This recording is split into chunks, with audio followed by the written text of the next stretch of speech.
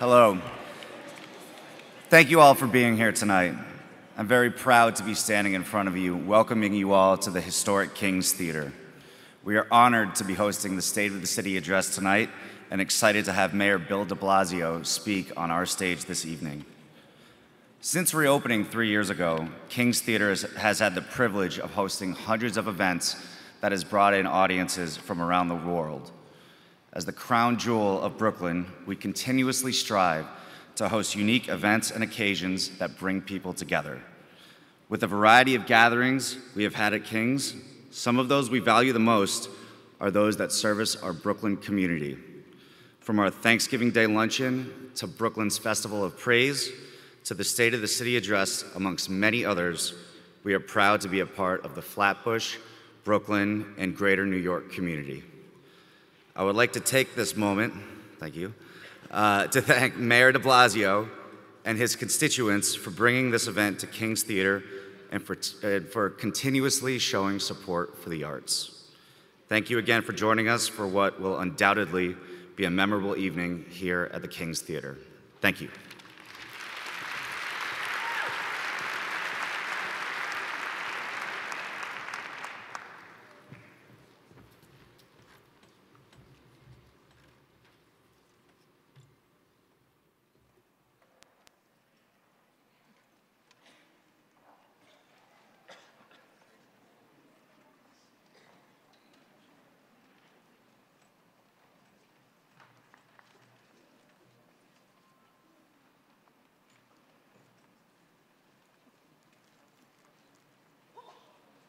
Please welcome the Celia Cruz Bronx High School of Music Chorus, performing God Bless America.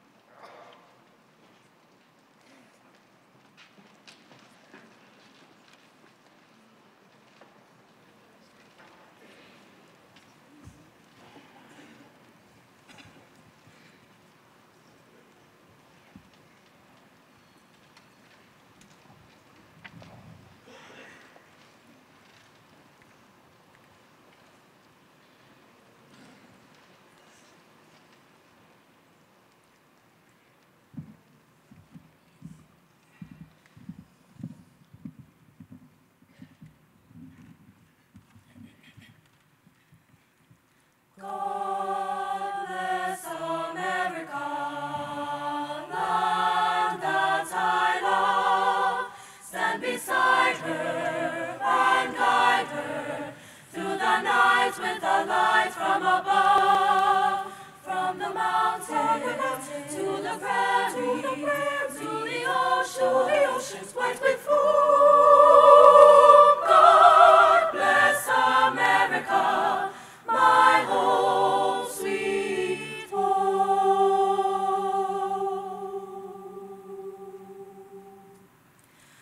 God bless America, land that I love.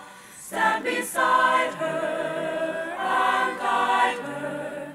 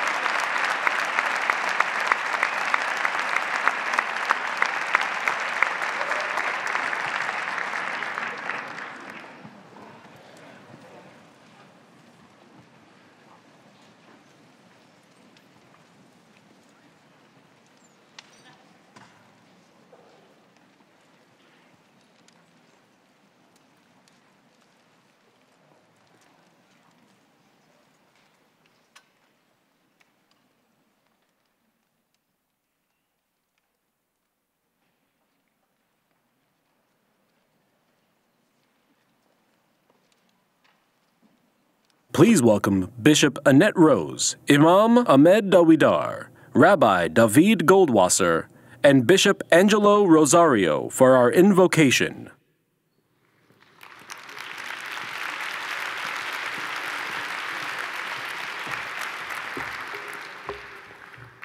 Good evening, ladies and gentlemen.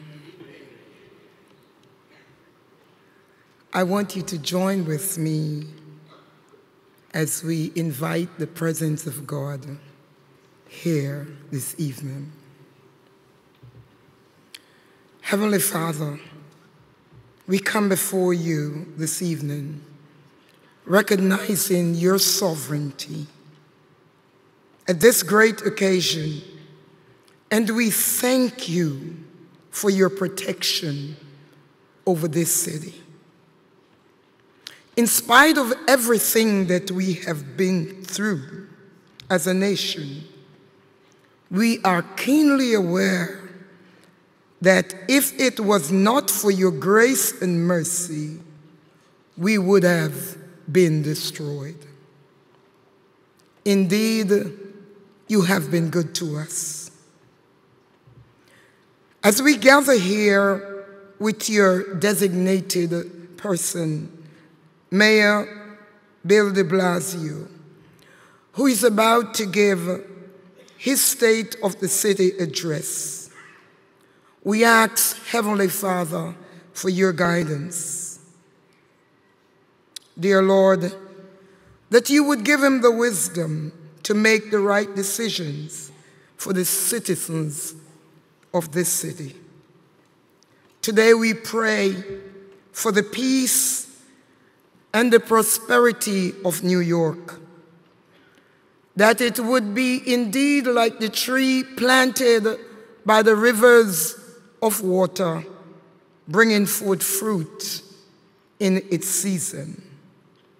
Heavenly Father, bless this great metropolis, the mayor and his family, all New York State officials, in the ecumenical clergy. Cause us to work together as one for the good of your people. Give to us the spirit of the sons of Issachar, whom you bless with the ability to discern the times and to strategize accordingly. Let there be love and unity among us as we embrace and forge forward into the future together. May we be one nation under God, with liberty and justice for all. And Heavenly Father, may our doors always be open to all those who are in need. This we ask in the name of the Lord. And we all say, Amen.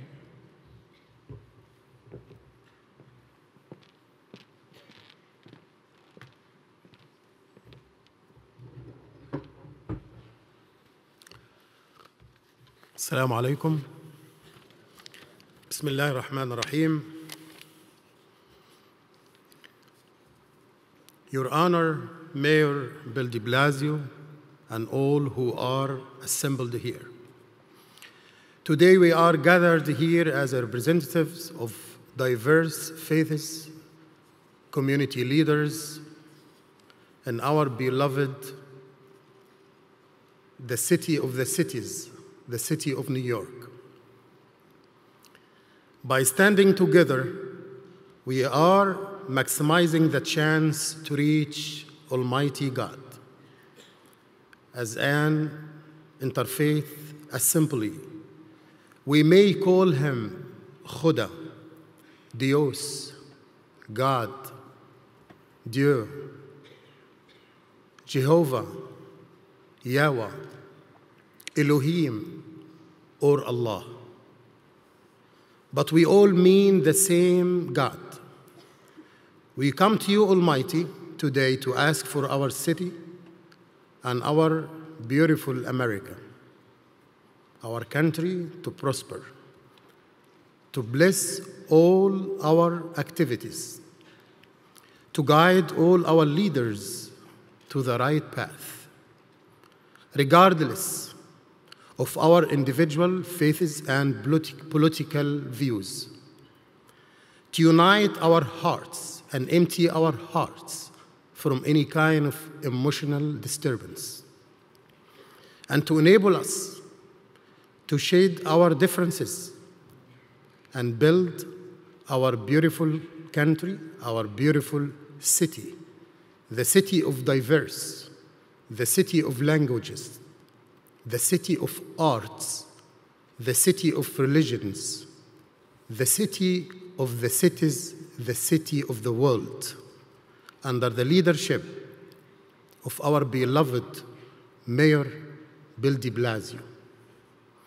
I'm inviting all faith leaders by the end of this week in all temples, churches, mosques, and other places of worship on the day of their main weekly prayer to pray for peace, security, tranquility, and prosperity for our beautiful America and for our beloved city, the city of the cities, the city of New York.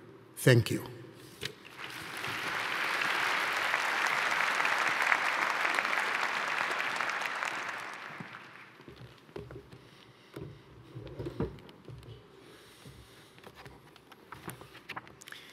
We pray that you, Almighty, bless and protect Mayor Bill de Blasio, shield him from all evil, grant him the wisdom and understanding, in strength, in goodness, in good health, to lead us in righteousness and truth. May God bless the First Lady, Shirlane McCray and family, the leaders of the City Council, the state representatives, the commissioners, all the elected officials, New York's finest, our police department and New York's bravest, our fire department, who put their lives every day in harm's way for our benefit. May God also bless the United States Armed Forces, who have our back each and every day. Help us banish the dark forces of evil, of iniquity, of oppression, of violence. Endow us with great strength to create the right world order in which the glorious banner of brotherhood and love will wave over the homes of all your children. In New York, there are over 800 languages spoken by a significant portion of our population. It's the most linguistically diverse city in the entire world. It's a city in which the great religions, in which the great people from all faiths gather together in unity to celebrate the years of Mayor de Blasio. And in fact, Mayor de Blasio himself believes that all New Yorkers deserve a chance to succeed in the greatest city on earth. I was going on East 79th, driving one night late, and it was near 3rd Avenue. And I came to a stoplight. All of a sudden, there's a guy that came out. I think you call him a panhandler. I'm not sure whether it's legal or not legal. But he stopped in front and I slowed down. All of a sudden, he holds up a sign. And I take a look at it. The sign says, "What is the greatest nation in the world?" Then he turns the sign over and it says, "Donation."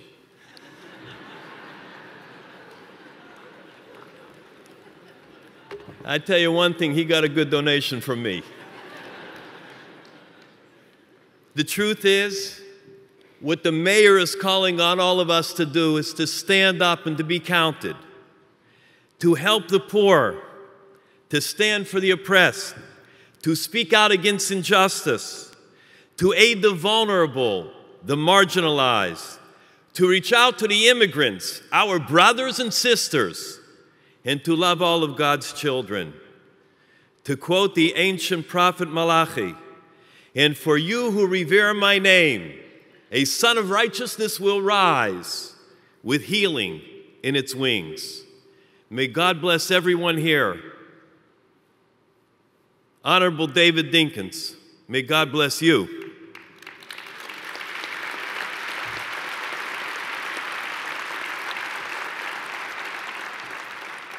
All my other good friends,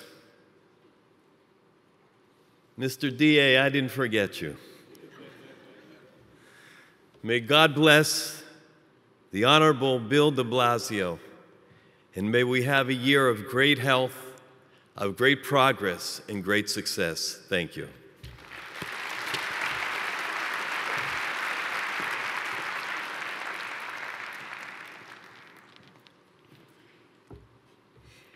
Ain't our Creator great? He made us so wonderfully made, with all colors, all shapes, all heights, and different weights. And we thank Him for all that He has done and what He continues to do, how He created us so that we could become one people, one race called the human race. A race that He loves so much that He gave His only begotten Son. Not for any religion or any denomination, but so that we could become family all over again. He sent the blessing of heaven down to earth, and He also gave us the government of heaven with all the holy teachings of the angels and cherubims and cherubims, so that we could be blessed. Para que la bendición fluya en una forma tan especial, que Dios no es una religión, sino es una forma de vivir. Que Él es nuestra esperanza y que escogió un alcalde como Bill de Blasio. Quien venga detrás de Él lo sabe Dios. Pero en este día nosotros estamos para respaldar al que Dios ha puesto. Pero a través de Él también tenemos un pueblo que Dios ha escogido con diferentes asambleístas, diferentes senadores, congresistas, diferentes consejeros, para que nosotros podamos hacer una nación. God has chosen the Senate, the Assembly, the mayor, has chosen also that we could make one great nation under God. A God that has no denomination, a God that doesn't have a religion, a God that has children and tells us to love one another. That's where the peace of God is so real. That we have the power to make a difference. Tenemos el poder para hacer la diferencia en nuestro país y levantar la bandera que hay un solo Dios en la tierra que ama al mundo entero y que nos quiere dar a nosotros bendiciones en unidad. That He wants to bless us and unite us as one people in the greatest nation that we have ever lived, in the melting pot of the world. Le digo que la paz de nuestro Señor Jesucristo sea con cada uno de nosotros. Shalom a cada uno de nosotros. Que la paz de Dios que sobrepasa todo entendimiento sea sobre nuestro país. I said it in bilingual because they told me to speak in Spanish, but I know that most of you can't speak Spanish. And my borough president, from the Bronx, he speaks 36 languages and nobody knows. He speaks Puerto Rican, he speaks Spanish, he speaks Mexican, he speaks Cuban. So I say with that, may the peace of our Lord be with each and every one of us, and let the presence of God unite us and make a greater city in His holy name. Peace and blessings to each and every one. God bless.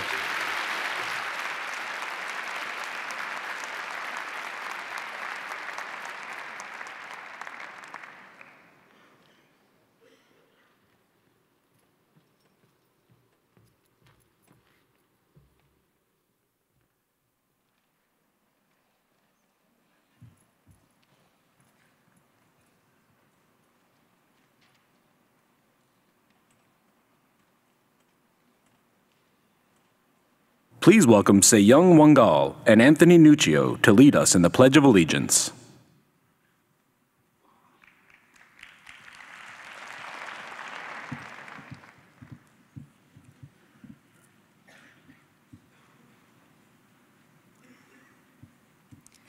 I pledge allegiance to the flag of the United States of America and to the republic for which it stands, one nation, under God, indivisible, with liberty and justice for all.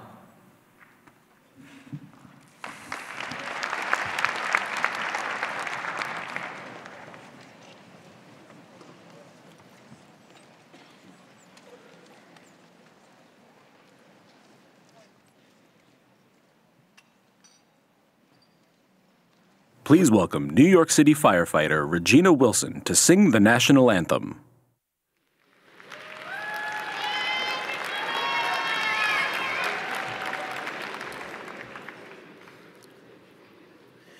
Oh, say, can you see by the dawn's early light what so proudly we hailed at the twilight's last gleaming, whose broad stripes and bright stars through the perilous fight o'er the ramparts we watch were so gallantly streaming, and the rocket's red glare, the bombs bursting in air, gave proof through the night that our flag was still there. Oh, say, does that star-spangled banner yet wave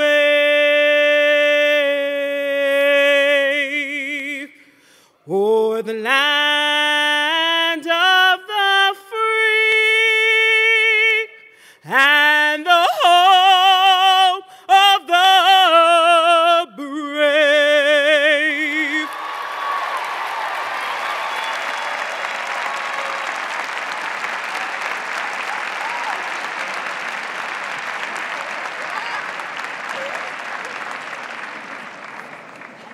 And now, please welcome Walter Logan to introduce the First Lady of New York City.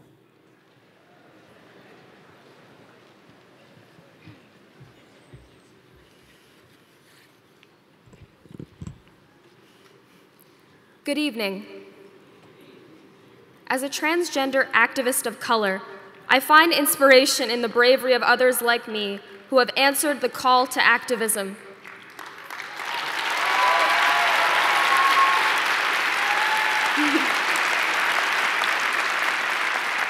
At a young age, I answered my personal calling to raise awareness about gender equity, mental illness, transphobia, and more. As a result of my work, I've learned to appreciate those who do their part to uplift and empower those they serve. Shirlane McCray embodies the spirit of selfless service that changes lives. Through her various initiatives, including Thrive NYC, she has paved the way for new discussions about important issues in New York City. As we prepare to hear about our city's accomplishments over the last year, it's important that we also celebrate one of our city's most passionate leaders. She's an activist, a force for meaningful change, and our First Lady. Please welcome Shirlane McCray.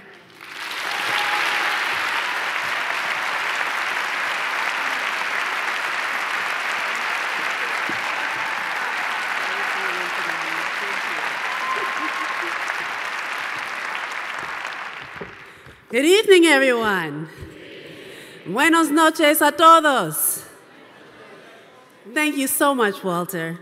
Your activism and the activism of other young people is powerful and essential for the survival of our democracy.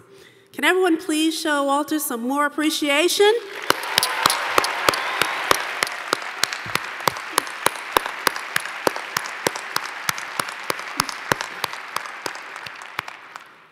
You know, young people like Walter are coming of age at a very special time in New York City's history. Never before has our city government been so representative of the people it serves. There are more women and more people of color in senior leadership, more policies that put people and families first, and more services that reach all New Yorkers. Together, we made New York the safest big city in America.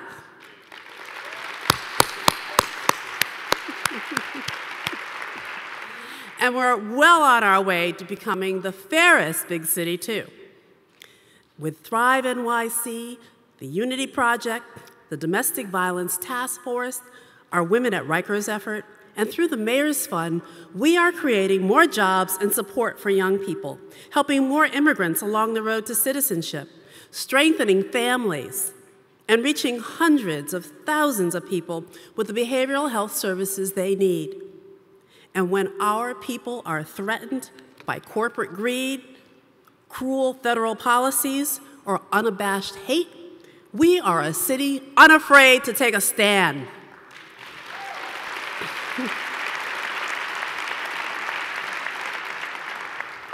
In the midst of a deadly opioid epidemic, we are fighting to save lives with all we've got and holding Big Pharma accountable for the lives they've destroyed.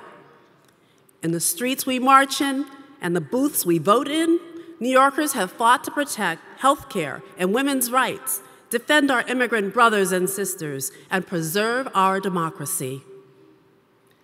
Something special is happening in New York City. Can you feel it? I said, can you feel it? Can you feel it? Yeah. As the Trump White House attacks everyone and everything they deem different or unworthy, our city of dreamers and strivers, 8.5 million strong, is the light that illuminates a better way forward. With giant acts of resistance and small acts of kindness, New York City is showing the world what we stand for. We are all in this together. We are all one family. Todos estamos unidos. Todos somos una familia. And that means the challenges felt by one group are shared by all of us. They may not be felt equally, but they are shared all the same. When children suffer from a mental illness that goes unaddressed at home and school, they struggle to learn. Left untreated, their illness gets worse.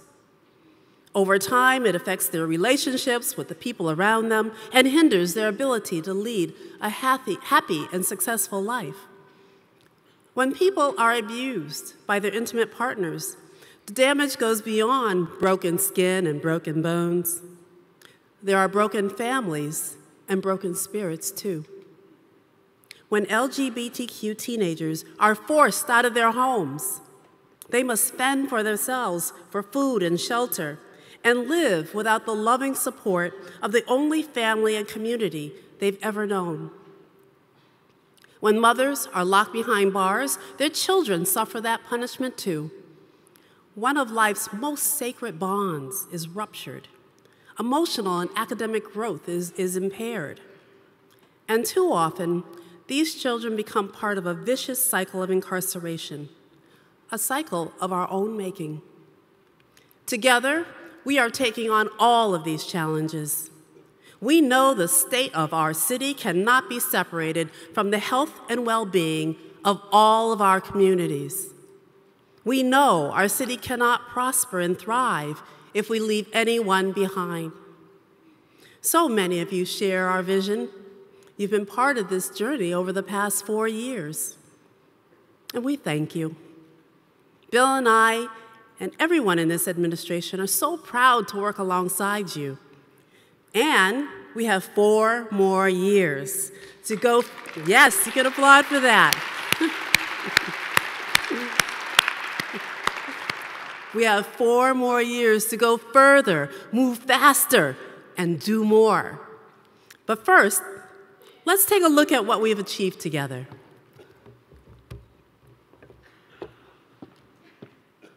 We are the safest big city in America, and we look forward to holding that title for many years to come.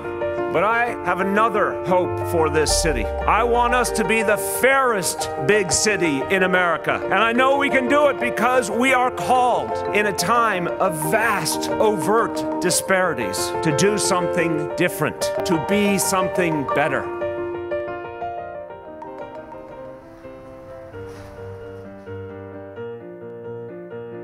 Economically, things do change. I've retired, I'm on a fixed income. The rent goes up, the gas goes up, food goes up, everything goes up. And it's been very, very difficult. I didn't know how to get the help that I needed. One particular day, the Mayor de Blasio was going to talk about housing. And everything he said was just perfect for me. By the following month, I already had my answer, and they said that I was approved. So I was delighted. All right, so this is the new lease. We're working on the renewal here. Which I can't believe I'm on a renewal stage. I know, you're already there. Wow. Okay, this is the most important page on the whole renewal. You have to be creative, but things are not easy. And here in this apartment, it's taken 44 years. And I think it's important that just because you live in an apartment and you rent it, you have to take pride in it. And I've taken pride in my apartment. I love New York.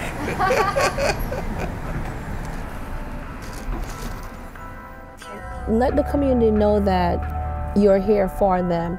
And I used to live in the community. It's great to know that you have an officer that you see on the corner every day and you could just say hello. That's what the department is trying to gear at. Just build a bridge, and it's definitely building. You have me up there, okay, no problem. Yes, all our store owners have our numbers, you know, the job give us personal cell phones, so we make sure to give it out to the business. Ask William, why are we here every day? Every day. William see us every day. Now I'm not chasing the radio. I know that Mr. John live here, Mr. Thomas live over there, and it's way better that way. It's way better. Chinatown's where I grew up, and as a kid, I went to Chinese school here, so it was something for me to give back to the community that I grew up in. Now there's so many Asians join the police department and every different dialects, and back when I was hired, I was like the only few that could speak the language of Khoisanese and Cantonese. And Mandarin it wasn't that many of us that spoke Mandarin. I always want to give back to the kids of New York City, the young kids, because I pretty much for myself, I grew up on the streets of Chinatown. I want to show how to be a leader, how integrity, do the right thing, and help the communities. Policing for me is to interact with the community and make everyone know that I am here for their needs and I am just like them.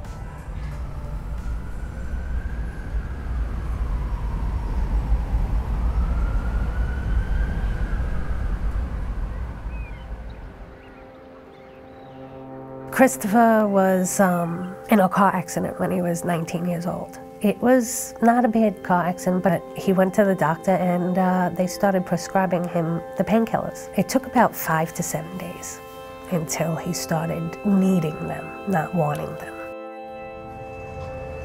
There's not one community that's safe from like the opiate epidemic right now. It's hidden everywhere, everybody. I've used naloxone 32 times, and these are 32 different people that could have died. We're giving people another chance to live, and if recovery is what they want, then they'll be able to do it. I opened Christopher's Reason because we have nothing for someone to come and just get away, get out of their thoughts. You're educated here. With myself and Thrive NYC and NYC Well, we have more options, and it's easy to call and have people that care.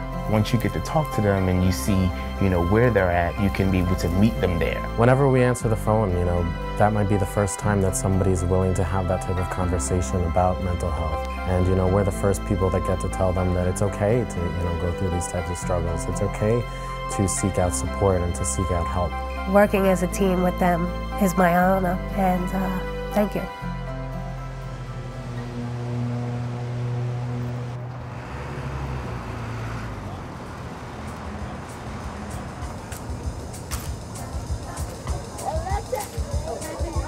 Yellow and red gave me what? Not pink. Orange, right? Good, Shami. It gave us orange. My greatest joy of pre-K is the mess. They learn from things not being in order, and then they learn order. Every day is different. You come in, maybe Monday didn't go as well as you planned, and Tuesday you might come back and it's a different day. I'm a single parent of 2 kids, and if it wasn't for 3K, I don't know if I'd be able to work mornings. This really gives me like a good way to like have somewhere safe that she could be. As they come in at 3, if they weren't here, they wouldn't get exposed to certain things, so we're exposing them to things. So imagine when they get to pre-K at 4, they're gonna have so many skills that they never would have acquired if there wasn't a 3K. And it's not just inside of this classroom. They're in a very big environment, and they're learning how to adjust themselves into this environment.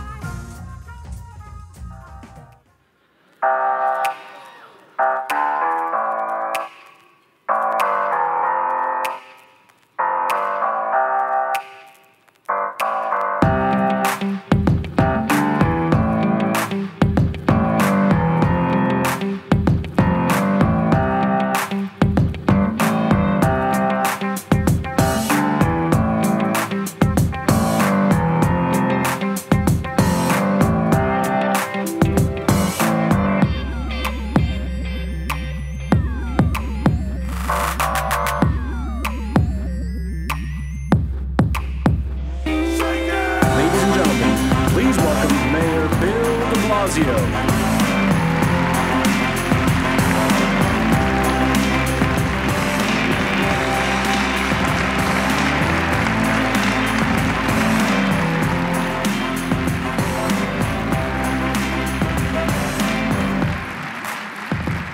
Thank you.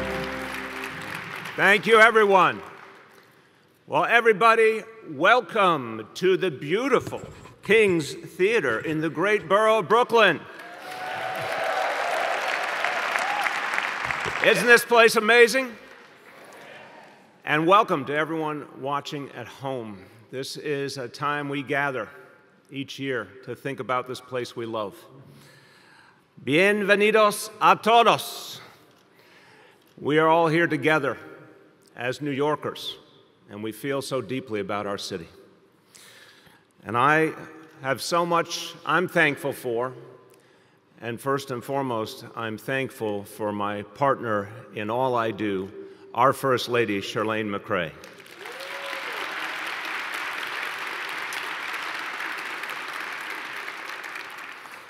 I want to welcome and thank the elected leaders of this city. I want to thank Council Speaker Corey Johnson, Public Advocate Letitia James, Comptroller Scott Stringer, all of the borough presidents, and a special shout out to my borough president, Eric Adams. Brooklyn has to represent. The district attorneys, the members of Congress, the state legislators, and the members of the city council. Let's thank them all for what they do for this city.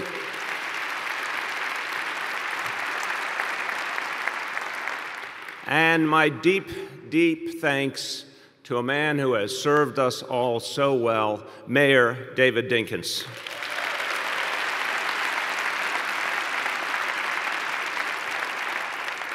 Now we have some other very important public servants with us tonight, but their names are not so well known. However, every day they make a huge difference in this city. And they work at dozens of city agencies, making life better for all of us. You'll find their names in your program this evening. And if you look in there when you get a chance, you will see some incredible stories. People who have made a real difference. There are a few I want to highlight tonight that stand out to me. And the first, this is really something amazing to me, a good man named Joe Caggiano from Staten Island. Joe, where are you? Stand up, I know you're out there, Joe.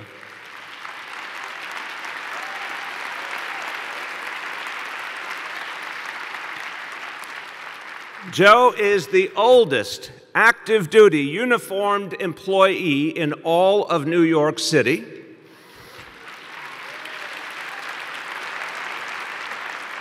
He has made sure that New York City's trash is picked up for the last 52 years.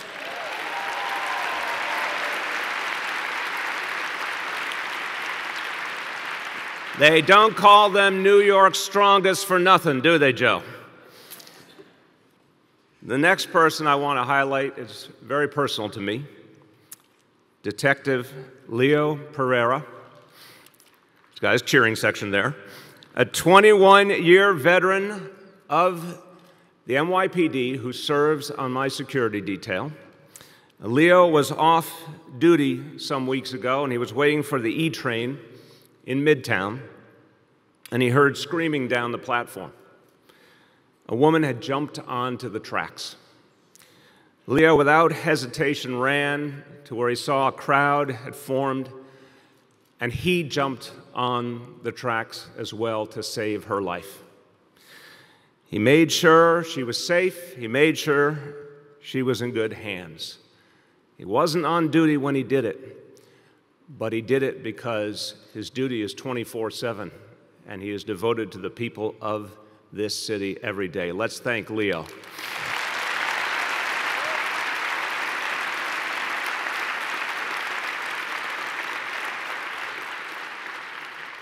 Next, I want to honor one of New York's boldest who can't be with us tonight. Department of Correction Officer Jean Souffrant. He is, as we speak, recovering from a terrible attack that he suffered just days ago while working on Rikers Island. I spoke to him and his family on Sunday morning, and this is the measure of our public servants. Even with everything that he was going through, his concern and the concern of his family was for his fellow officers. I made it clear to him and to his family that we will hold those responsible for this heinous attack fully accountable. And we will take the actions necessary to protect our brave correction officers who do so much for us.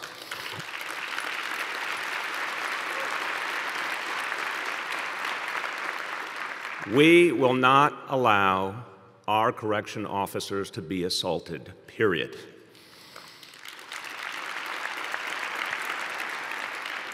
Now, here's something else I want to tell you about Jean. Jean is a proud immigrant from Haiti. He lives in Crown Heights, Brooklyn. And he made a choice to take on a tough job to protect his fellow New Yorkers. Now, even though our president has denigrated Jean's homeland, I want to thank the entire Haitian community.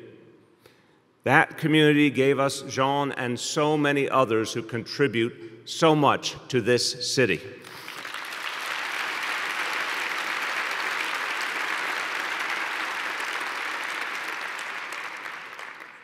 Now, I want to tell you another story. I want to take you back to the afternoon of Halloween last year.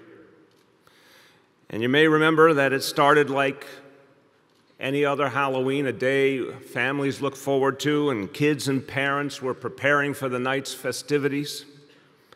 And in the middle of all that, something shocking and something terrible happened. A person filled with evil and hatred tried to strike at the heart of this city. Driving down a bike lane on the West Side Highway, he took 8 lives and left a dozen more injured. Let's remember something important. That attack came out of nowhere.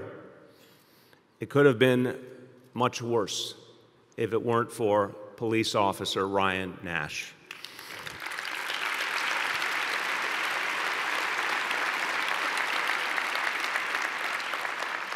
When the perpetrator jumped out of the van he was driving, Ryan acted quickly and selflessly selflessly and ended the threat. Ryan, we all want to thank you.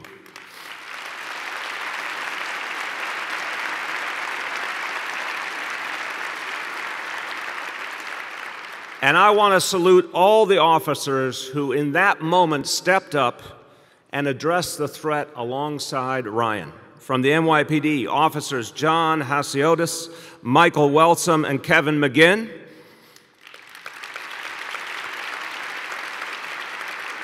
From the FDNY, EMTs Anthony Fracciola and Jin Yang. And from the Parks Department, Enforcement Patrol Captain Luz Carrion. They all showed us what our city is made of when they ran toward the danger.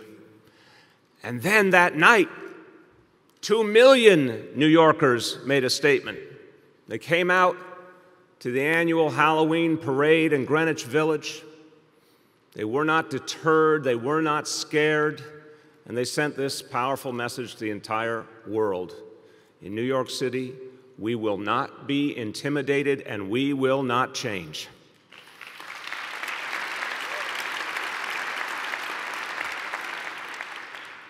There's one more story I have to tell, and it has a painful ending.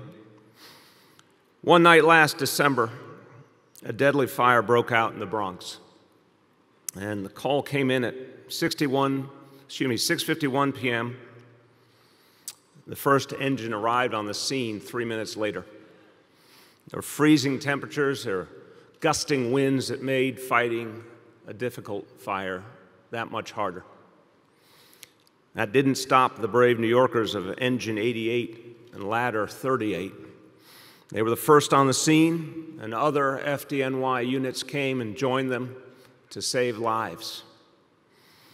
And they all had some help that night from someone who epitomizes what it means to take care of your neighbors. Army Private Emmanuel Mensah, who emigrated from Ghana 5 years ago. He was home on leave in that apartment building when the fire broke out. With true New York guts, he ran into the fire not once, not twice, but 3 times to save his neighbors.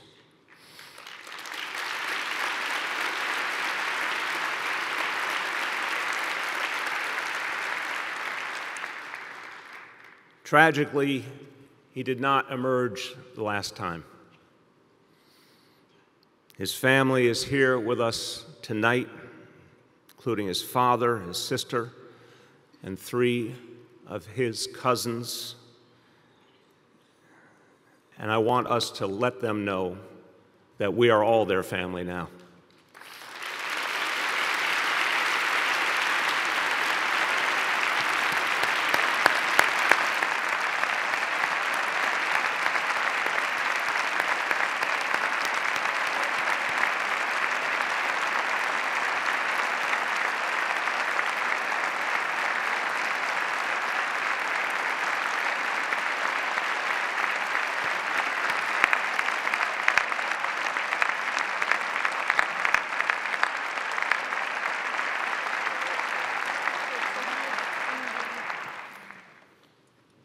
We have so many heroes assembled with us who've done things that you saw in the papers and things that you'll never read about, except in the pamphlet we gave out tonight.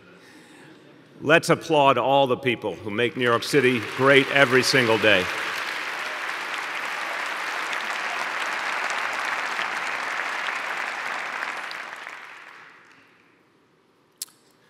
Three years, 10 months, and 15 days. That's how long this administration has to ensure that we become the fairest big city in America. And we will take on that mission, and we will do it with speed, and we'll do it with urgency. And we do this to ensure a better life for all 8.5 million of us. We do this to preserve the social fabric of the most diverse place on earth. We do this to ensure that we're always a place for everyone. That magical openness that has made New York City great is always protected. But we also do this to guard against the threats to our democracy that are growing across this nation. It's our mission to define what a fair and just society looks like, to show it through our deeds and in our everyday lives, to take that quintessentially American egalitarian spirit and make it come alive again. We have to be the keepers of that flame. We have to ask ourselves, if not here, where? We, in fact, have to be the antidote to the sickness that is gripping our nation. This evening, I will paint you a picture of where New York City is going and what we need to achieve together. I hope to make clear what being the fairest big city in America means. And I will propose a series of measures that I believe are needed to protect and reinforce our battered democracy. And here's why those pieces go together. Because we can't create a more just society if we don't confront the decline of democracy that we're experiencing in this city, in this state, all over this nation. And equally, we can't afford to become a pseudo-democracy because of unsustainable and growing inequality. There is a point at which extreme inequality makes a mockery of a democratic society. That point, sadly, is not too far away. So, let me take you to the task at hand, becoming the fairest big city in America. The video you saw gave you the flavor of some of the steps we've taken so far and what they mean to the people of this city. And when you came in this evening, you were handed this booklet, which conveniently is titled The Fairest Big City in America. This booklet is a simple, straightforward game plan of what we intend to do this year and the years ahead. This is the kind of goal we can all unify around. This is the kind of goal that matters to everyone in this city. 12 points. Let me go over them with you. Number one, how do we become the fairest big city in America? By listening to the voices of the people. Nothing comes through louder and clearer. And yes, we New Yorkers are loud. Nothing comes through more than that daily demand for fairness. New Yorkers aren't afraid of tough challenges, but we want the rules of the game to be fair. So my mandate to my entire administration is this: make every decision, whether about a policy or the budget or personnel, make every decision with this simple question in mind. Will this action help make us the fairest big city in America? And then apply these decisions with urgency and energy. Number two, we are going to make the safest big city in America even safer. That's something that New Yorkers can do, because we never stop when we've achieved something great. We keep going. And we're going to prove once again that safety and fairness walk hand in hand in this city. Nothing defines the relationship between a society and its people more than how they are policed. If policing is fair, it makes fairness possible in all aspects of life. And that's what we have to ensure. So here's the formula. We'll extend and deepen neighborhood policing, which you saw so beautifully portrayed in the video. We'll keep crime low while keeping arrests low as well.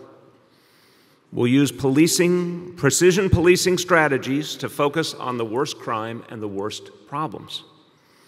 And we'll create more trust and accountability by having body cameras on all of our patrol officers by the end of this year.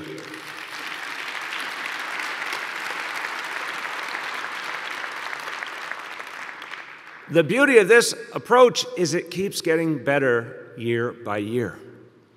The more we heal the wounds of the past, the deeper the bonds become between police and community, and the further we go. Number 3, now it's time to do something great. Now it's time for 3K for all.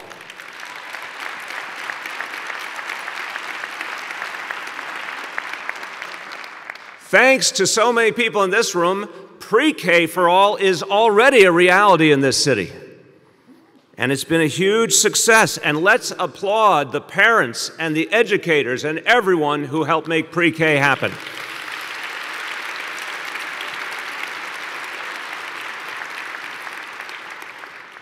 And again, we're New Yorkers, so we achieved something great. Then it's time to go farther. We're on a very aggressive path to doing something that no major American city has ever done before, providing a great early childhood education for every 3-year-old for free. That's going to make a difference in this city.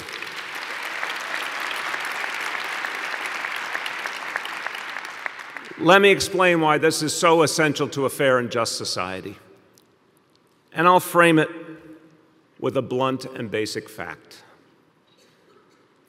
We are dealing with inequities in education that go back to the historical sins and contradictions of our nation. We face an achievement gap today that is rooted in the enslavement of Americans and the pervasive discrimination against people of color over centuries. We know exactly where the problem comes from. But to defeat structural racism and to overcome this achievement gap, we have to flip the script.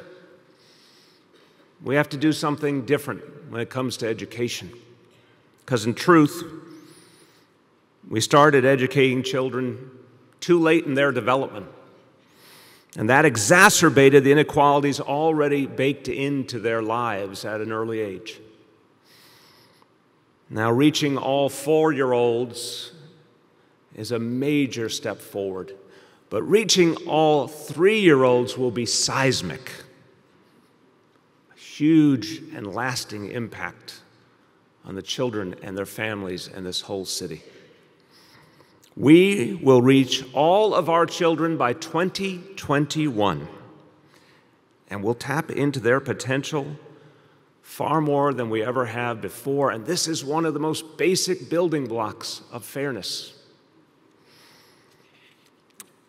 And when I say fairness, I want you to know that is the animating spirit for our equity and excellence vision for our schools. The simplest way to boil it down is this: we can no longer tolerate a status quo in which there are perceived good schools, quote-unquote good schools, and quote-unquote bad schools, depending on where you live.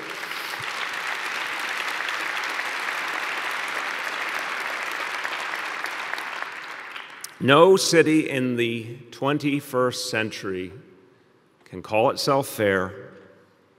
No city can call itself truly great, so long as that horrible bifurcated reality exists. So we're taking this challenge head on.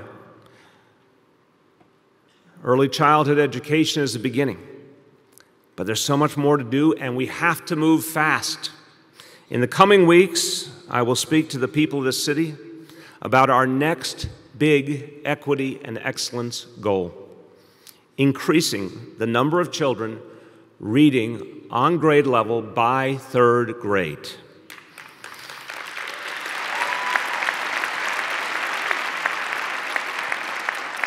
This is the watershed measure of a child's educational potential, and this is where we will make our stand as a city.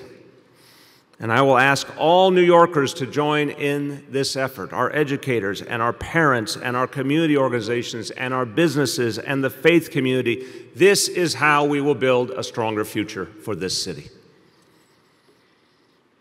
Number 4. And this is one I know everyone can relate to. In the last few months, the biggest affordable housing plan in the history of New York City got even bigger.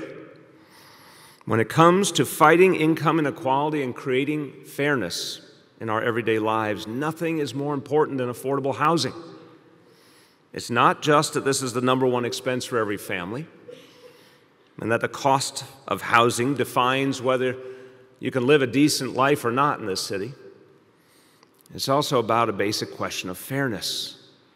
Will the people who built this city, the people who were here in good times and bad, will they get to stay in the city they love? Well, here's how I see it. Every time a family is saved from an illegal eviction, every time a family gets their apartment preserved at an affordable rent, every time a family moves into one of our new affordable buildings, it's another step towards becoming the fairest big city in America.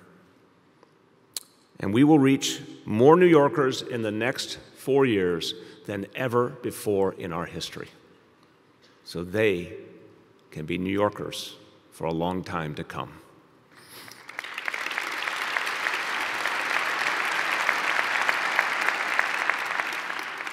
Here's another good way to make sure New Yorkers can afford the city they love: give them better paying jobs.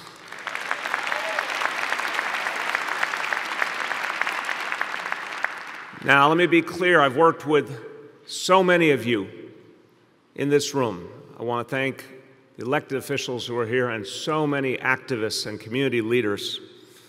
We've all worked together in this city to raise the floor for working people, to make sure we had a higher minimum wage and better benefits like paid sick leave and paid family leave.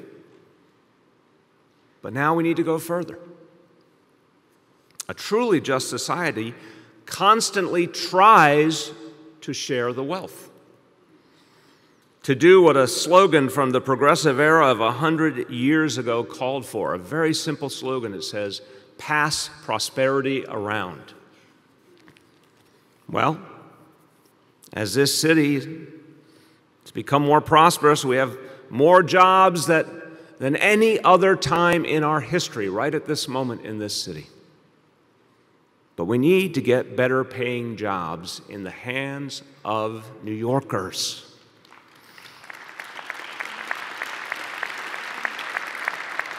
The goal we have set is to add 100,000 jobs that pay $50,000 or more and to target them to the residents of all 5 boroughs. And it means a better quality of life for their families. And this alone will reach over 250,000 New Yorkers. These are the things we need to do to make a difference in this city. Number 6, a fair future for our children hinges on protecting our city from the danger of global warming. When you think about your children, you think about your grandchildren. This issue comes into very sharp focus. This is one of the clearest examples of how we and other cities and states need to be the antidote to broken policies in Washington.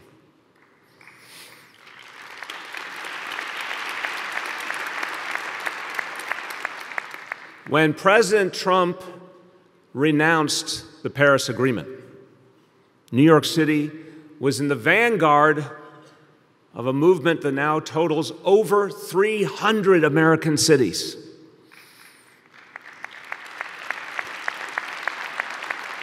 And we are taking matters into our own hands.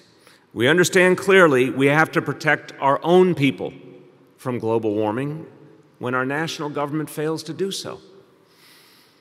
And we have to aim higher than ever before. So we're going to speed up. You're going to see more buildings required to cut their emissions. You're going to see more electric vehicle charging stations around the city. You're going to see an all-electric city car fleet. You're going to see a lot of things that make clear we are not going to ignore this crisis. We're going to address it ourselves.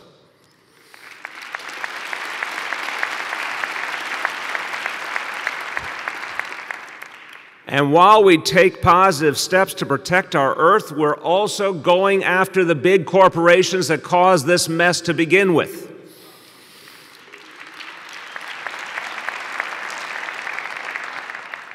And my thanks to our comptroller and our public advocate who have been shoulder to shoulder in this effort.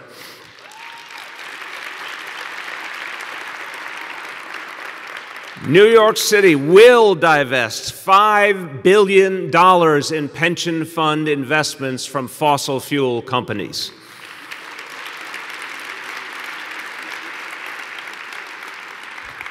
$5 billion tends to get people's attention. And we are suing 5 of the biggest petroleum companies to win back money we need to protect our people from the impact of climate change.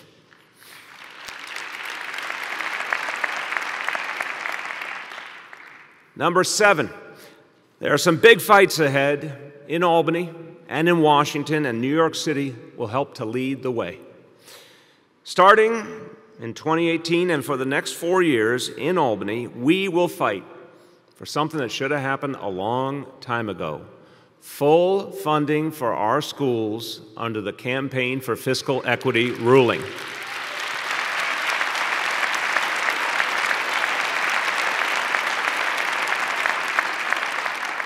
My friends, we are not letting up on this mission. We will make common cause with cities and with rural areas around our state that have been waiting for justice just as long as we have. And we'll go to Albany to address something that I guarantee you is on the minds of every New Yorker: the crisis in our subways.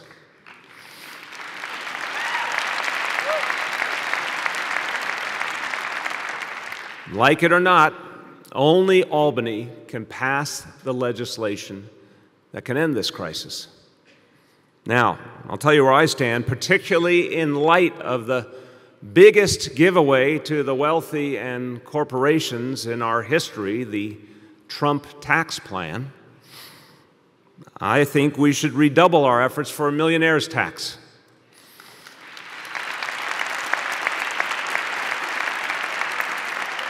And a millionaire's tax would allow us to fix our subway and to fund the fair fare proposal, half-price Metro cards for low-income New Yorkers.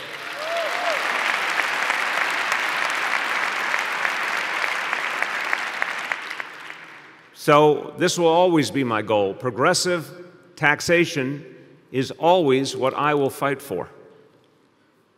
But I also want to be clear to everyone else working on this issue. I will sit down with leaders in Albany anytime, anywhere, to find a solution to the subway crisis. I have only one condition: the money raised in New York City stays in New York City.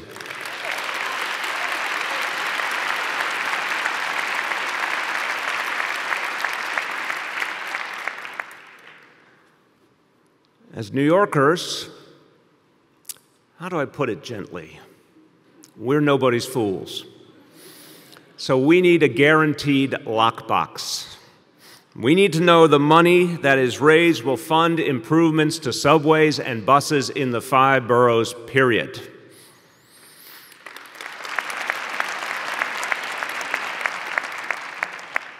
Now let's turn our gaze to Washington. Not always easy to do. In Washington, we are fighting right now for fairness for 30,000 New Yorkers and 700,000 Americans who are crucial to our future, and they are our dreamers.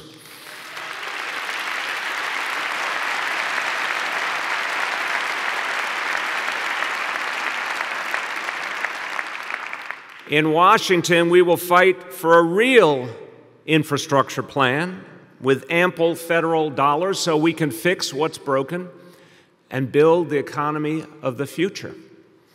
But again, we're nobody's fools. And I assure you, we will not fall for privatization schemes that enrich the few and achieve little.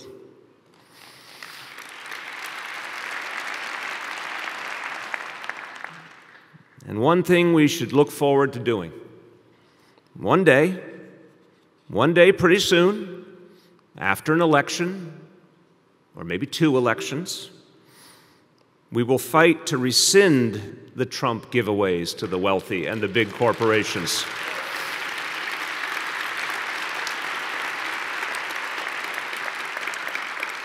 And to return our nation to the tradition of progressive taxation that made us strong to begin with. It's as simple as this. We will not rest until the 1% pay their fair share in taxes.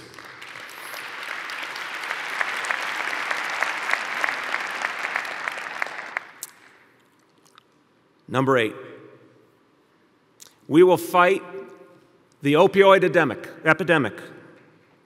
We will fight the opioid epidemic with the same zeal, the same intensity with which we've taken on homicides and traffic fatalities. Look, it took years of hard work. Our good men and women of the NYPD and neighborhood partners and the Cure Violence movement and so many others. But last year, homicides were at their lowest level since 1951 in this city.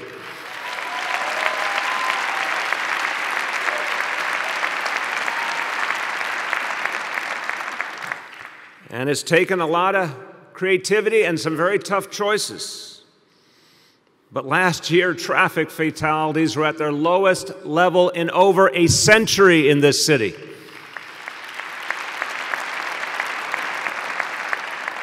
So, my friends, what this makes clear to us is it can be done. We're New Yorkers, we can do amazing things. And so we will take on the opioid crisis. We will throw at it the biggest combined effort ever by our city agencies, increasing prevention and enforcement and treatment.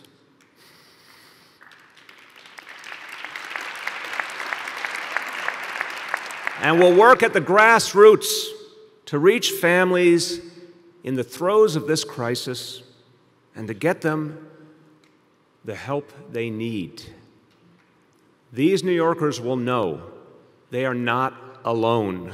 We will help them through this extraordinary challenge. We can and we will take on this epidemic. And one of the ways we will do it is we will hold responsible those who created it, the big pharmaceutical companies that profited from people's pain.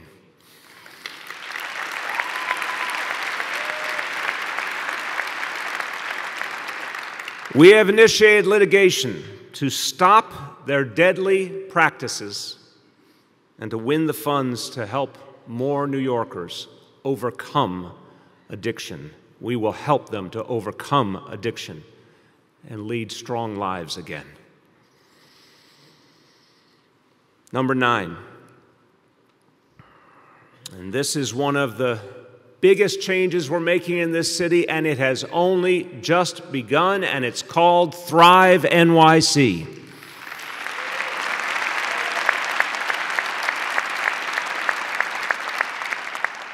Thrive NYC is a particular favorite in our household. Still in its infancy, it has already reached hundreds of thousands of New Yorkers.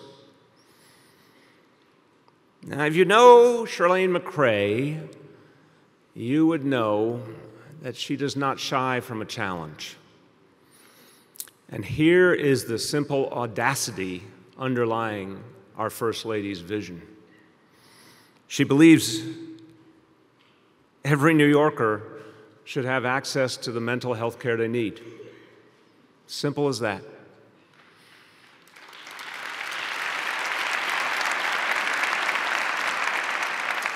And she knows that getting people this care will help us address a whole host of societal challenges. It will help us address homelessness. It will help us reduce incarceration. It will help us take on domestic violence. This is fundamental to creating a better city. It's fundamental to fighting inequality. Here's what we know. New York City now has the most comprehensive approach to mental health of any city in America. And as we deepen our efforts, this will be one of the true building blocks to overcoming decades of disparity and creating fairness. Nothing exemplifies fairness more than universal access to health care.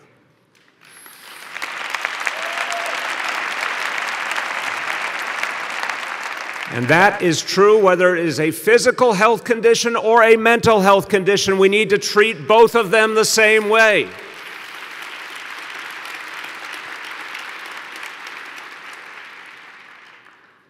We will be.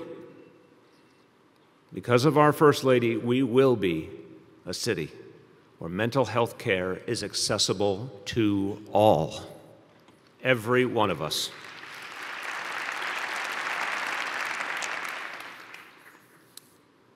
Number 10, in this moment in history, people are speaking up and they are rising up against the inequities of the past. And we know, to be fair, to create fairness, we have to take on these challenges. We will use the power of city government to ensure one of the simplest measures of fairness: equal pay for equal work.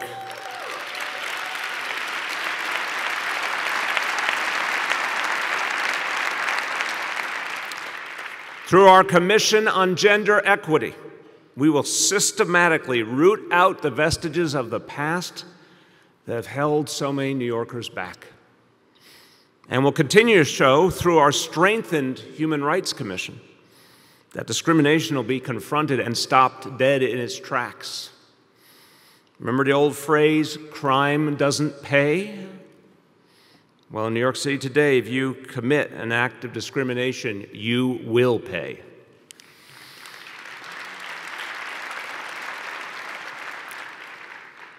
Number 11,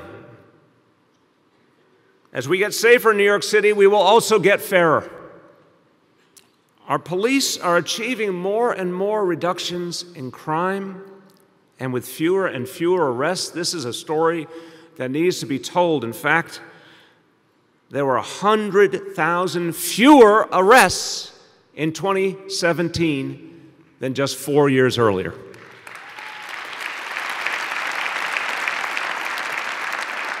By the way, crime went down. Fewer arrests and crime went down.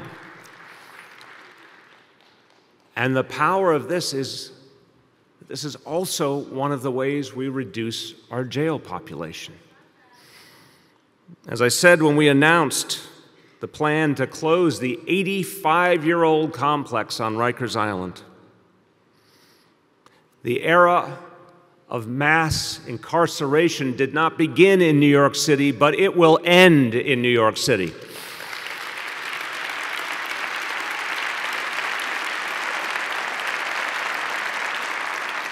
We have already begun a series of actions that will get us off Rikers Island once and for all.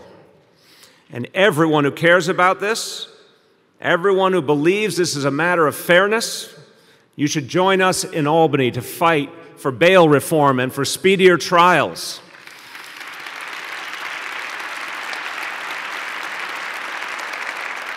These are the single most important factors in radically reducing our jail population, and we need to get them done this year.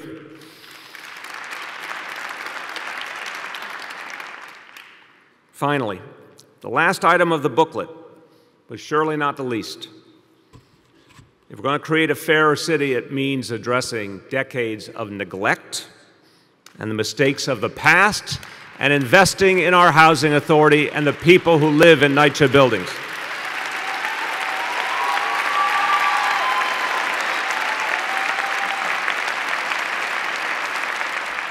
Since this administration began, we have invested $2.1 billion in capital dollars and $1.6 billion in expense dollars in NYCHA. Nothing like that happened in the previous history of this city. But here's what it means in human terms. It means almost 1,000 new roofs for residents who have suffered from mold and leaks. It means new boilers and heating systems in the developments that need them the most. It means deepening our efforts to reduce crime and make development safe. And it means faster repairs so people can live a decent life.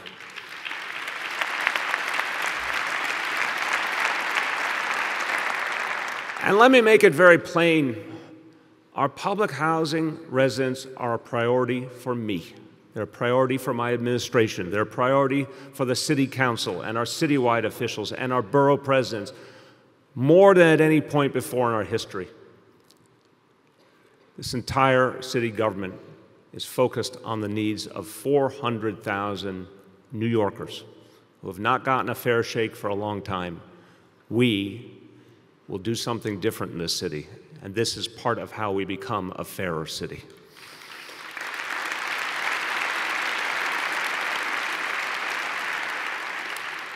We're going to continue to make big changes through our Next Generation NYCHA plan. And we're going to show the success that we reached in our largest development, Queensbridge houses, is what we can do all over this city. We're going to show that real change can come, that safety can be achieved, that roofs can be fixed, that internet access can be provided, an opportunity opened up. It happened at Queensbridge houses, and we're going to systematically make sure it happens all over this city for the residents of public housing.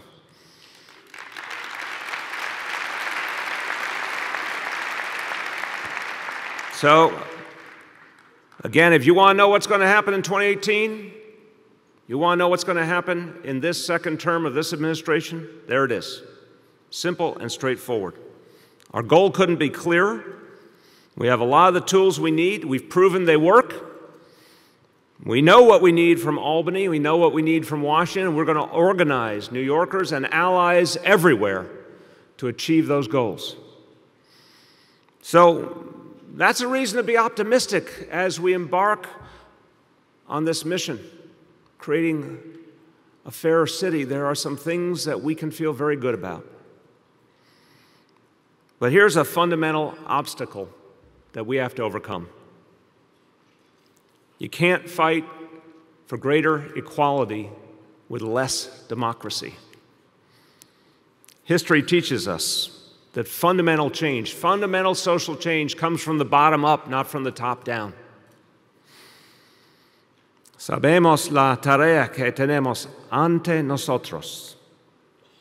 Hacer de Nueva York la ciudad grande más justa del país. Pero no podemos luchar por más igualdad con menos democracia.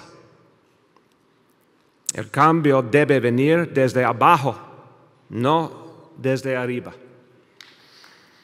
Por eso tenemos un plan para sacar los grandes intereses de la política y facilitar el voto para fortalecer nuestra democracia.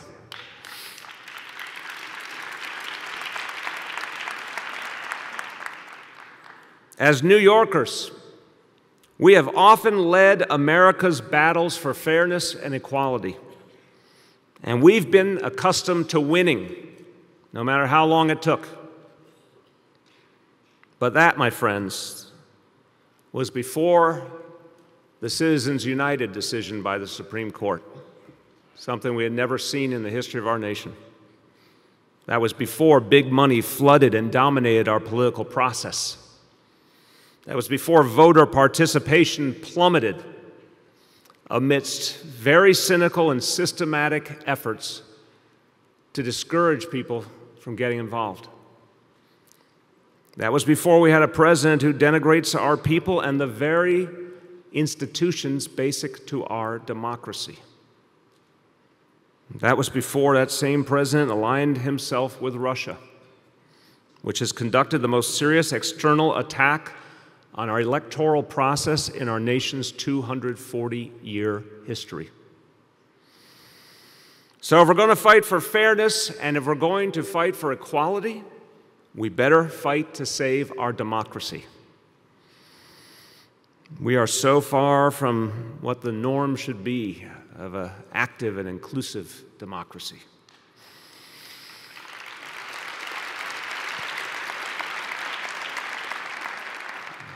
We better understand in a proud nation that our mission is one of restoration. We must re-democratize a society that is losing its way. Now, there is some good news. There's a very bright silver lining in the middle of this crisis, and it's the extraordinary grassroots energy which is starting to manifest all over this nation, and certainly in this city and state as well. I think of it as the DIY approach to protecting what we hold dear. People are taking matters into their own hands. They're creating new approaches. They're throwing their own hats into the ring. The moment is ripe for change, and we need to meet the moment. But we're going to have to break free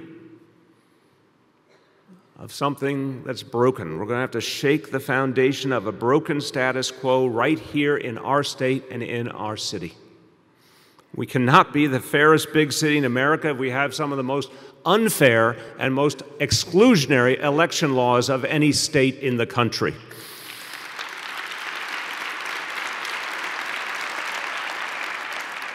We can't lead the way to a restored democratic society if our people are discouraged from voting at every turn.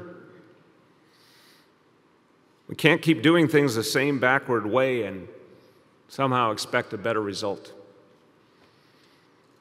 Nope, that won't work.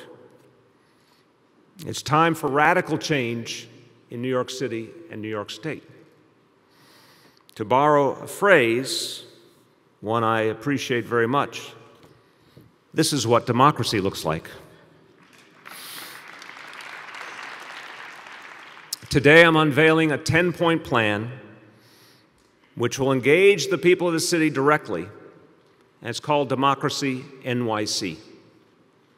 Simple concept that we can actually turn the tide and make our democracy in this city strong again. We're asking New Yorkers in every neighborhood to be part of the solution. And we're going to start by asking people to vote for major reforms.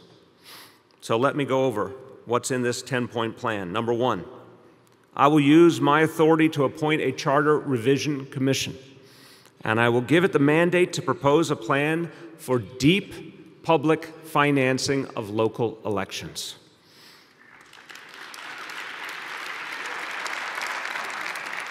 Nothing restores the faith of the people more than getting big money out of politics.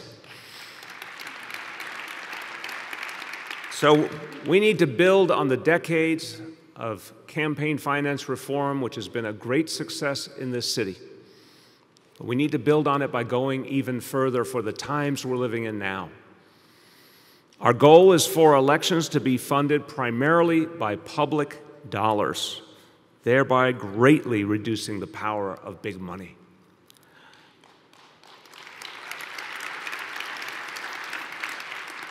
And here's something I love about it. More New Yorkers will be encouraged to run for office, and candidates will spend their time talking to everyday people, not their big donors.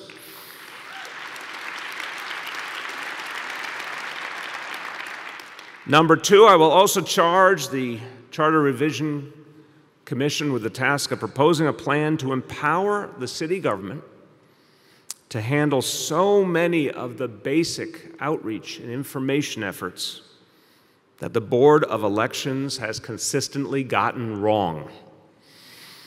In the greatest city in the world, voters too often find out at the last moment that their poll site has changed. In the most diverse place on earth, good luck getting reliable translation services when you go to vote. In the digital age, the best our Board of Elections does is send you a postcard to remind you there's an election. The board has no coherent vision for how to make voting an easy and positive experience. In fact, the board still won't approve simple reforms that I've proposed, and nor will they accept $20 million I offered them to help make voting better for New Yorkers. You've heard of the notion of being customer-friendly? Our voting system in this city is about as customer-unfriendly as it could be. It's not modern, it's not fair, and it needs to change now. Who's ready for a change?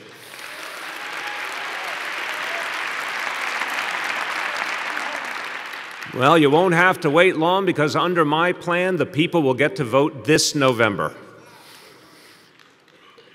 Number three, we know that the integrity of our elections is under attack from adversaries outside the United States.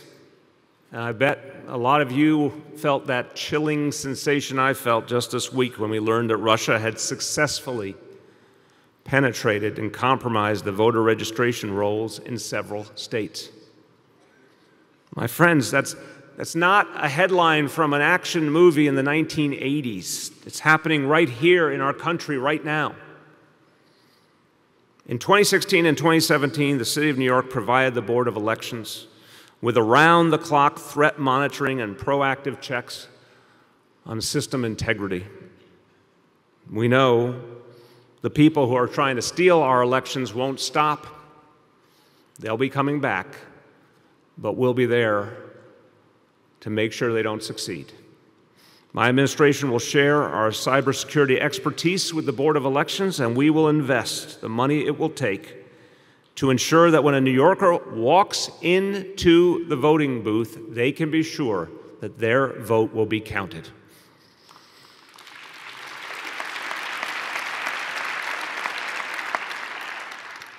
Number four, this is something different. In the coming weeks, I will name New York City's first ever Chief Democracy Officer. The Chief Democracy Officer will be charged with solving the problem of shrinking voter participation. They'll launch a citywide voter registration campaign and set goals for each city agency to register New Yorkers to vote when they come in contact with their local government. Now, it's New York City, so we like to set big goals, don't we? Whoever will take this job will end up being responsible for registering 1.5 million New Yorkers in the next 4 years.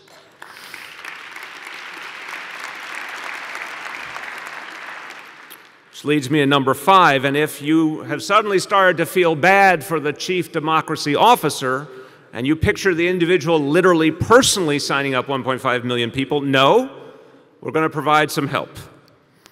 And one of the areas we need to focus on the most is our young people. Some of them are in our audience today.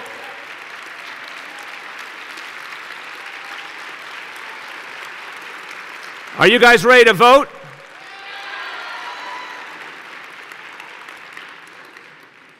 We will be reaching every 17-year-old in our public schools who's eligible to vote in the next election. That's about 50,000 young New Yorkers every year.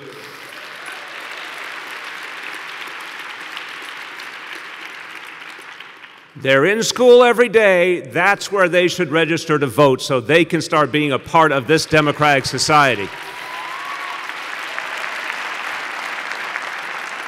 We will also launch voter registration drives on college campuses in this city and start getting young people in the habit of voting from their very first election. Now, this leads to number 6.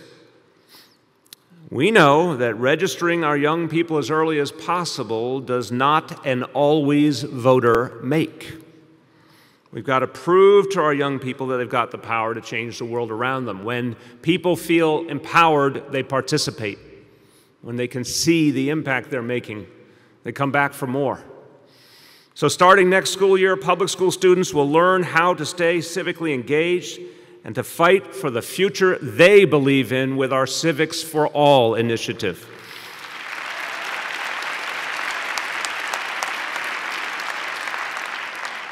And they will learn in a hands-on way by putting their skills to the test right there in their own school building.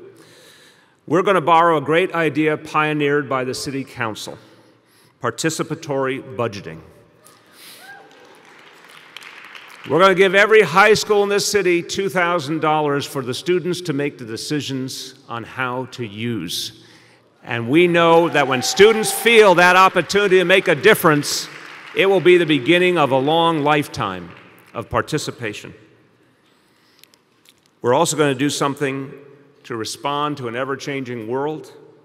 We're going to encourage our students to understand the events that are shaping today's world and the role that every citizen plays with rapid response lesson plans. We're not going to teach them about things that happened only decades ago. We're going to teach them about today's news and what people can do about it.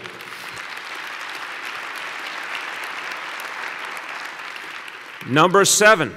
Now, the next step towards a healthier democracy is getting more New Yorkers active in their neighborhoods. But if you want to join your community board or run for a community education council or elect to office, it can feel really daunting. It can feel hard to find the information you need. A lot of people don't even know where to start. So we're going to create an online portal, a one-stop shop to get you all you need to make a difference in the life of your community.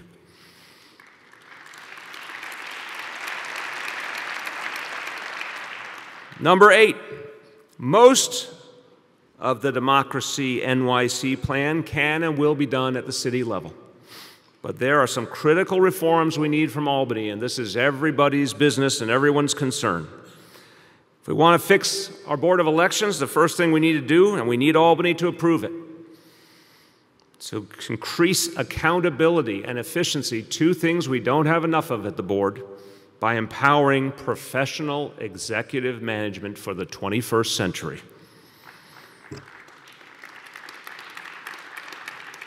The next is so fundamental to engaging people in their democracy. It happens all over the country, in red states and blue states and small states and big states, but it doesn't happen here. We need early voting in New York.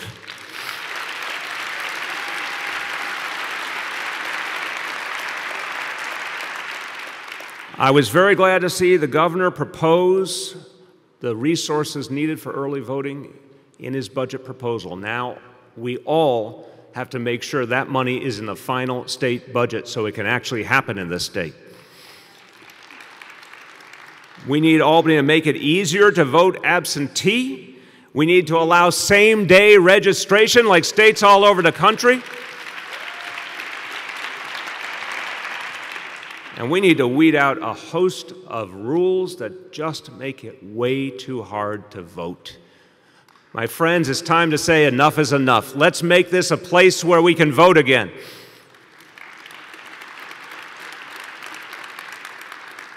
Number 9, to strengthen our democracy, we've got to create more accountability for those in power. It's one of the things that gives people heart and encouragement when they see that accountability.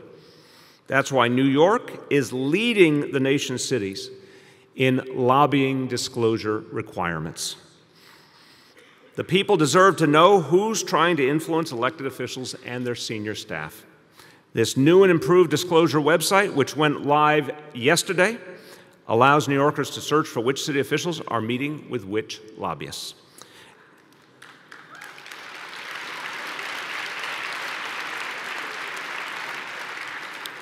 And starting March 1st, New York will be the only city in the country requiring that all commissioners and all people who report directly to the mayor disclose every time they have a meeting with a lobbyist.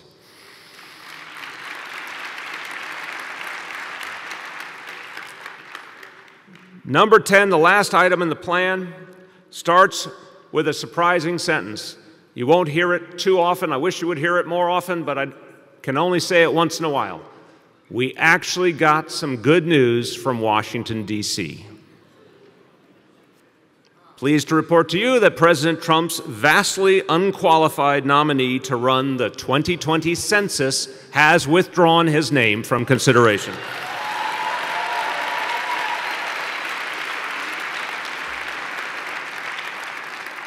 But the fight to make sure that every New Yorker gets counted has only just begun. Given the Trump administration's views of our rich diversity, we must work twice as hard to get a fair shake. Tonight I'm announcing Get Counted, the largest census outreach campaign in our city's history. And we're going to work with our partners at every level of government, with community leaders, private sector, faith organizations, anyone and everyone who wants to make sure that New York City is seen for all it is and that our people are counted in the eyes of our nation. Getting counted can make all the difference. Determines how many congressional seats we get, determines how much federal money is sent to us. A lot of that money comes from New York City and doesn't come back. So we'd really like to make sure that we get more than we have in the past. When you think about the census, think about it this way: it is entirely about getting our fair share. And everyone has to be a part of making sure we are all counted.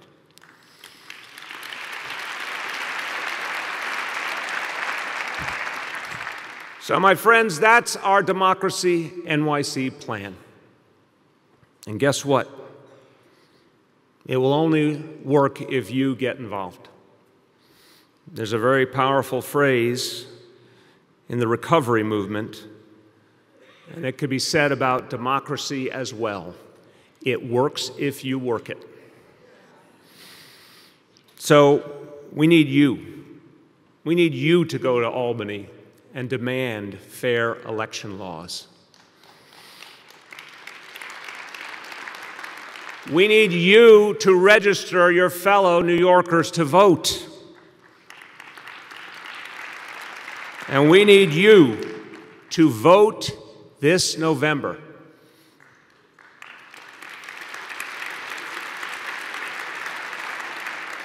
And this November, you will get a chance to vote for reforms that get big money out and grassroots democracy in.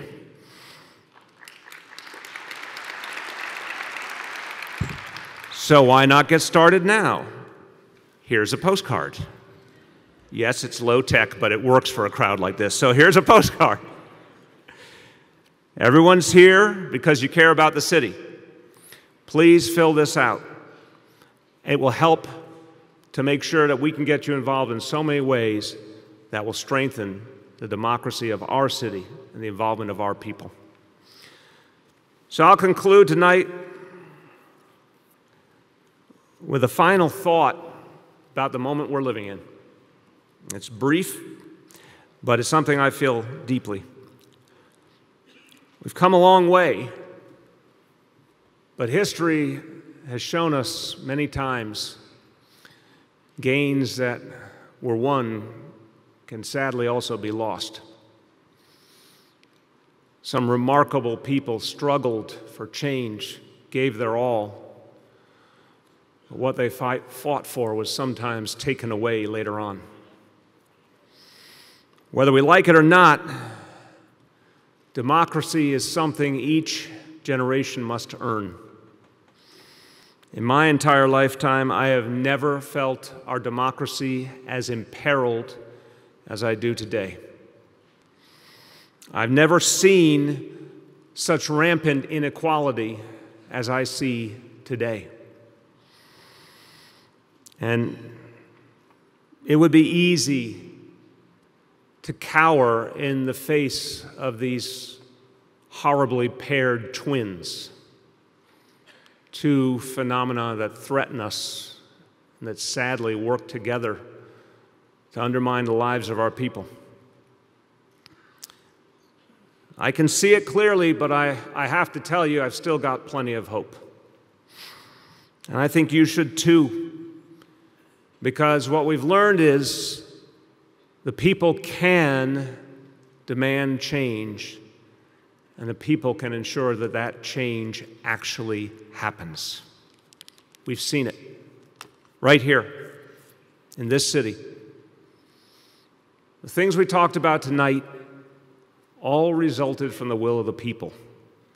A lot of people who worked for years, sometimes anonymously, sometimes in a lonely, long struggle, fought for the changes that are now part of the fabric of this city.